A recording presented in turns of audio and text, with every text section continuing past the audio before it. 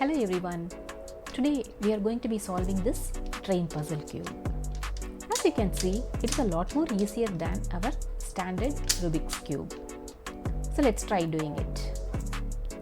This cube, as we can see, it has 27 smaller cubes with 14 green cubes and 13 sandal colored cubes, which are arranged alternatively.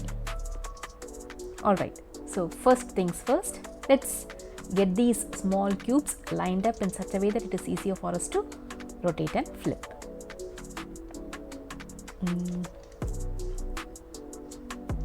Looks like we need to rotate this layer like this, and then here we go like this, turn in such a way that we have a total horizontal layer, then flip this towards your side and then rotate them into this place. Now we are getting somewhere.